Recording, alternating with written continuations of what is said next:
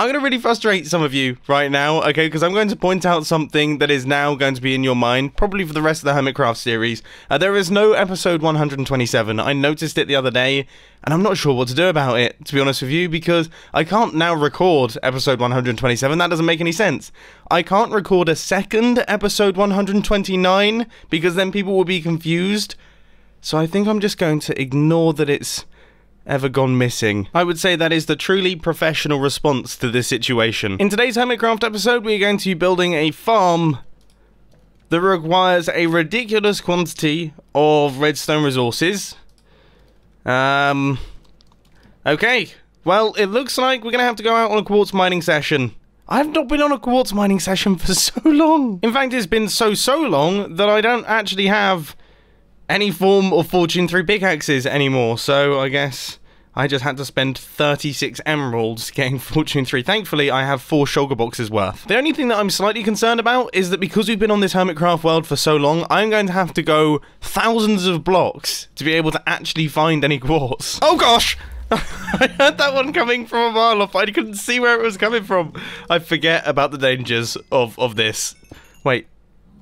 Oh, thank goodness. I suddenly panicked that I hadn't brought Fortune 3 with me. Now, the good thing about having a bunch of villagers that give us quartz blocks, or at least by the end of today's episode, hopefully we should have a bunch of villagers that will give us quartz blocks. It means that all of this quartz that I'm getting here can be used for things like comparators and observers, whereas before, I would have used it for decoration. I also think it would be smart to gather up a bunch of mushrooms while I'm out here, simply because, well, that's the farm that we're going to be building, and we need a ton of mushrooms to actually fill it up. So, we only got 9 now. I thought that was a lot more. We're going to need a couple hundred. Yeah, we're going to need a couple hundred. We're actually going to need a lot more than this. I got 2 stacks of each type of mushrooms, and I've also got a full inventory of quartz. But I suddenly realized if I fully grow the mushrooms up to, like, the full size and then break them down, don't I get a bunch? I can't actually remember. It's been ages. But mushrooms aside, we need a lot of observers here. So how big is this farm going to be?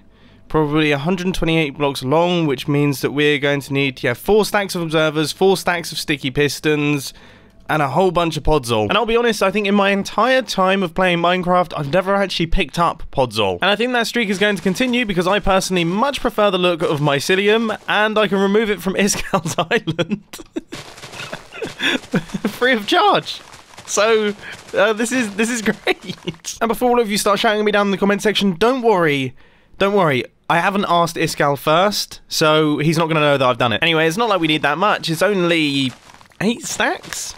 Maybe I'll take 10 stacks just to be sure. So now that Iskal's Island has been totally removed from the Hermitcraft server, it's time to start work on the farm itself. So we're going to have minecart rails, which are going to be picking up all of our mushrooms. Then this area here is where all of the mushrooms are going to be growing. We're going to have sticky pistons off to this side. We're going to have some observers running in a strip. And we're probably going to build it right the way up to that beacon. So this farm is actually going to be pretty big. It's going to be huge because mushroom farms are so slow. I think one of this size should give us around about half a stack per hour. Yeah.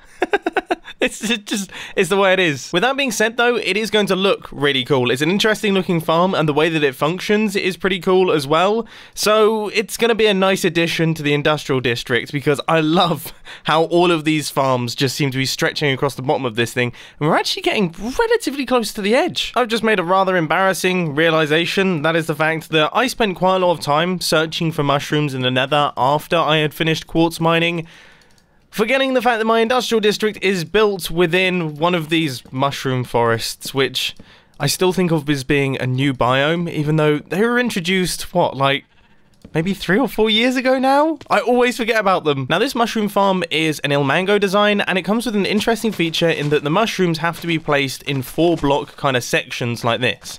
And that's because mushrooms apparently check the area around them. There's a 9x9x3 area around them that the mushroom checks before it spreads to see if there are 5 mushrooms within that space. If there are 5 mushrooms, then it won't spread. It will stop the spreading. So if we didn't have these little categories, if we had all red mushrooms, or if we had all brown mushrooms, or say for example we had areas of say 6 or 7 brown mushrooms, then it would actually stop the growing of anything. You know what, I actually think it would be faster for me to go into the nether to find these mushrooms, because I forget how low the drop rate is for these big mushroom blocks. They are satisfying to break with an axe, I'll give them that, and my jumping skills could definitely do with some work. We've only got 26. I've destroyed like 5 of these things. But the good news is this farm is working. We have got mushrooms being produced and we have got all of the mushrooms in place now. So everything is now ready to go. We just have to get the pistons in place. But first, you may notice we have now got 2 layers of mushrooms, and you might be thinking, what about that checking area, the 9x9x3 space? We have to think it's a 3 high area. So the checking box, for example, if it was this mushroom, would go 4 blocks out in this direction, 4 blocks out in that direction. It would go up to this block right here, so it wouldn't notice these mushrooms, and it would go down to this block right here, so obviously there's no mushrooms down there. So that means that these, they don't interact with one another. They don't even know that they're there, so that means that the spreading is not affected. I've got to say, there is something quite satisfying about crafting up large quantities of redstone resources. Right, that's 3 stacks of pistons. We've almost got our observers. 1 more stack needed. But now that I've got that, and now that all of them are in place, I think we can all agree it looks pretty nuts, doesn't it? So here we have all of the observers and all of the sticky pistons, and if, say, for example, a mushroom grows, you can see the mycelium gets pulled out the way and then pushed back across. The mushroom sits on top of that block right there. And then when the minecart runs underneath, it will pick up all of the mushrooms that are just sat on top of the mycelium. And I think, yeah, if we just fly up here, I mean, it does look...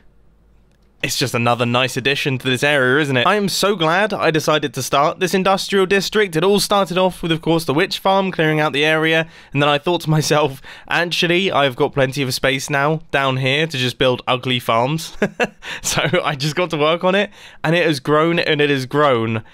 And, I mean, I still feel like there's so much further to go, though, and I still feel like there's so much more we can do here, which has me very excited for the rest of the season. Anyway, items are now being picked up by this small circuit here, and I think I actually need to work on the timings a little bit, because, yeah, that minecart literally just got back, and then the clock is fired again and sent it off, which just seems unnecessary to me. And yes, I am going to totally ignore the fact that I just fell off that platform there, very embarrassingly. So with a few adjustments being made to the clock, and also a few finishing touches being added in, for example, the glowstone, because this thing turned into a mob spawner, and also these slabs up at the top to stop any mushrooms landing on that central column there, this thing is now all completed, and should generate between 16 to 32 mushrooms an hour.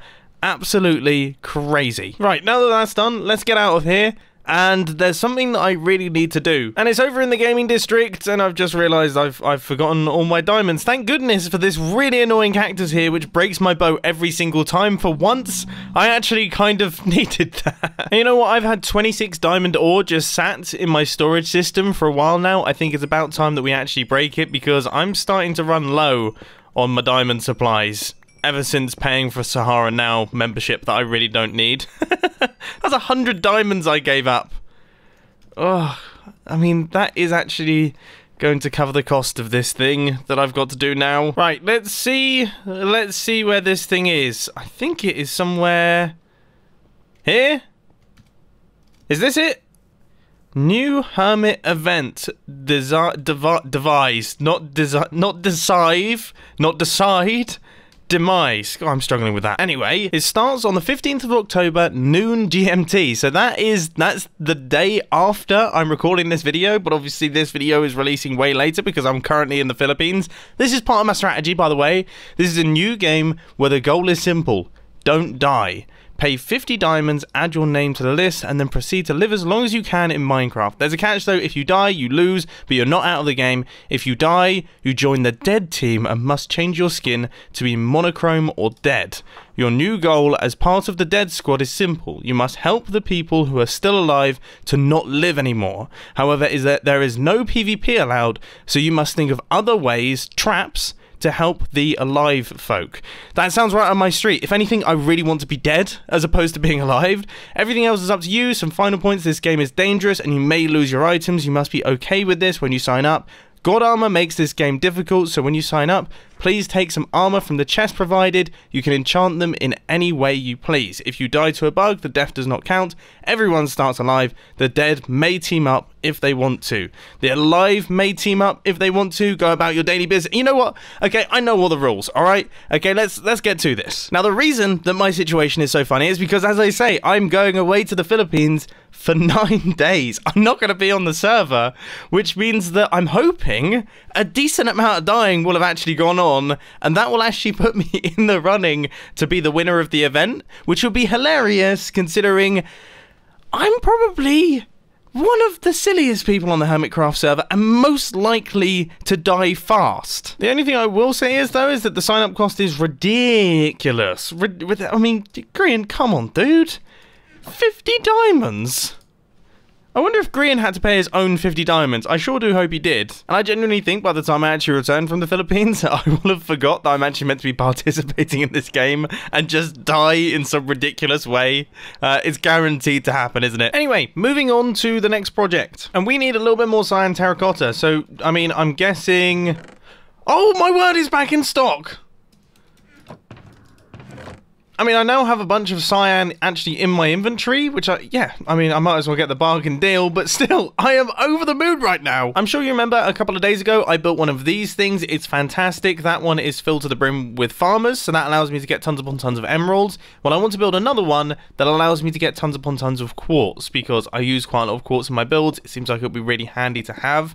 And I complained about this design a tiny bit, saying that it was inefficient due to the fact that sometimes the villagers just stop restocking their trades.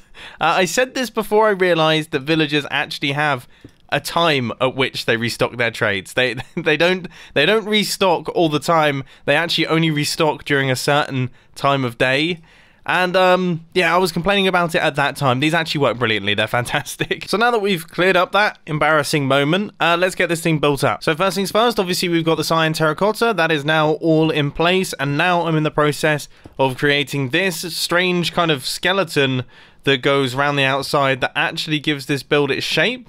And I've built this too tall, haven't I? You know, I can never build things properly on camera. I always seem to mess it up. Up we go, up we go. This is actually a really simple little thing. Once I came up with the design, it's easy to build. It's just that took me forever to actually think of this idea right here. So this is looking cool. Obviously, there's no lights in it, but I am curious to see how the pair of them look next to one another.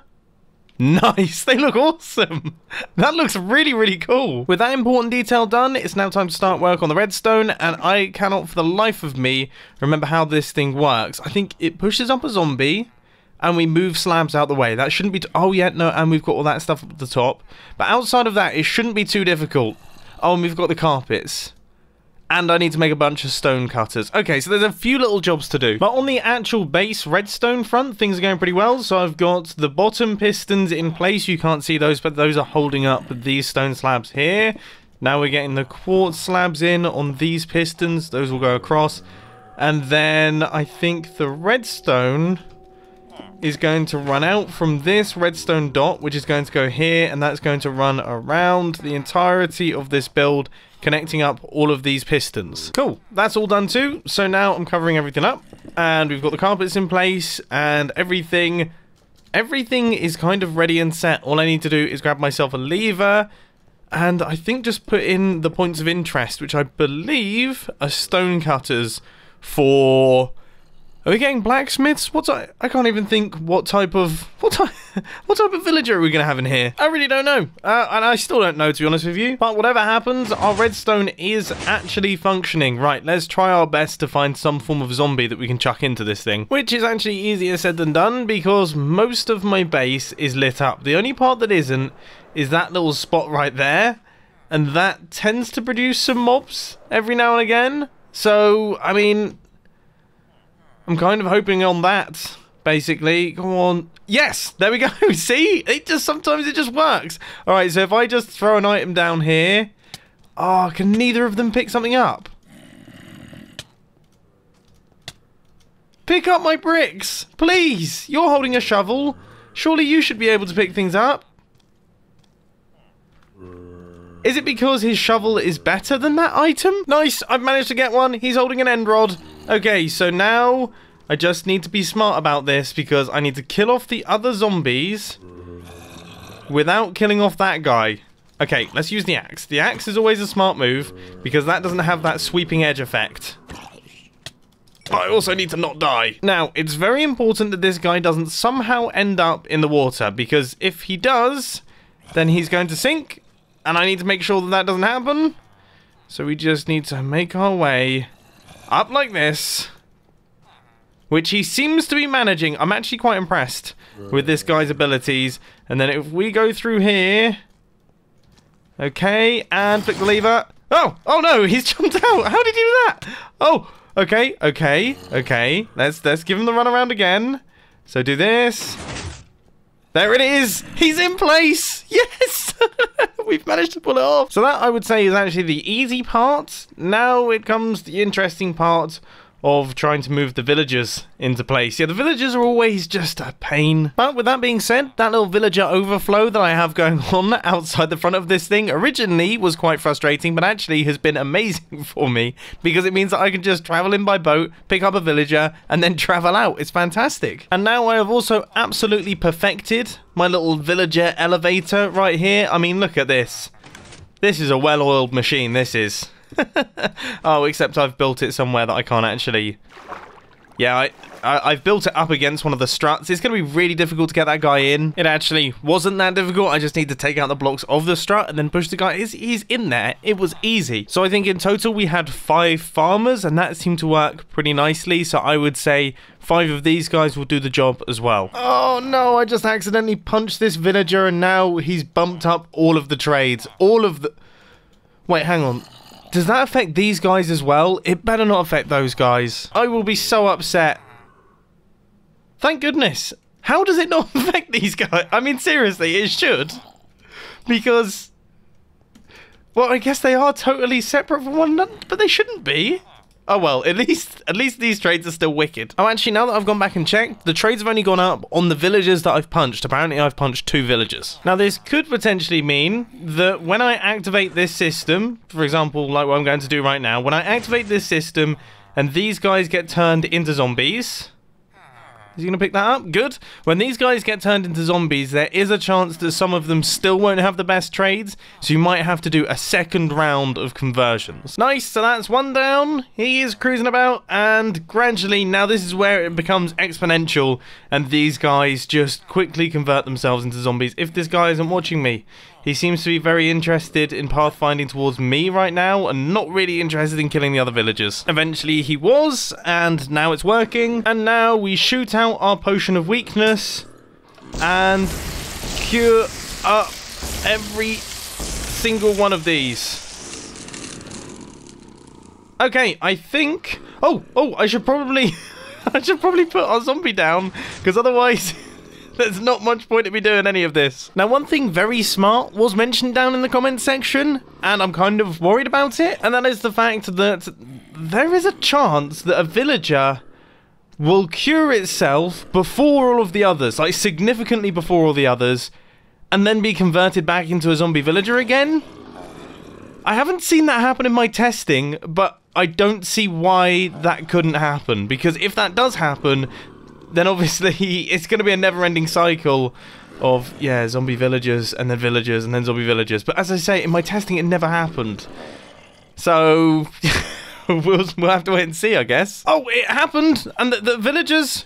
Okay, so I've got 3 villagers, and I have 2 zombie villagers. I guess if I chill here... Just don't walk over! Oh my goodness, I'm so scared. No! No! Come on, cure up, guys! Please! Oh my word. Okay, it looks like this is a good scenario.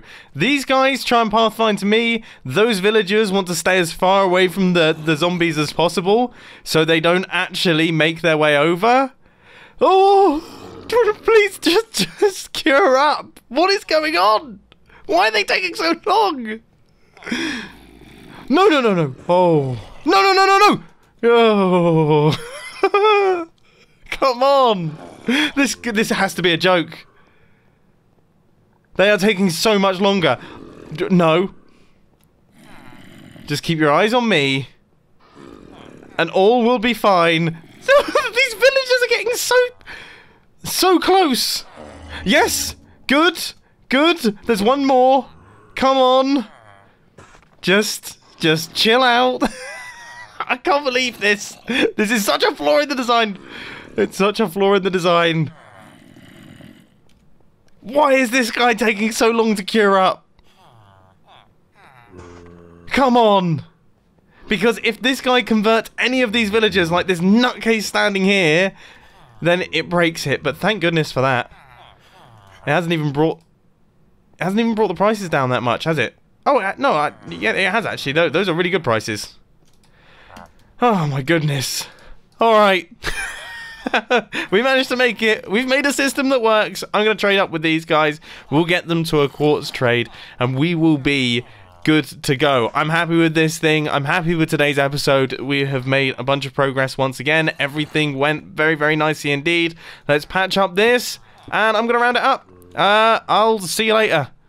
God, that was abrupt. Honestly, I don't know what I'm doing with my outros at the minute. You know, sometimes they're really long, sometimes they're really short.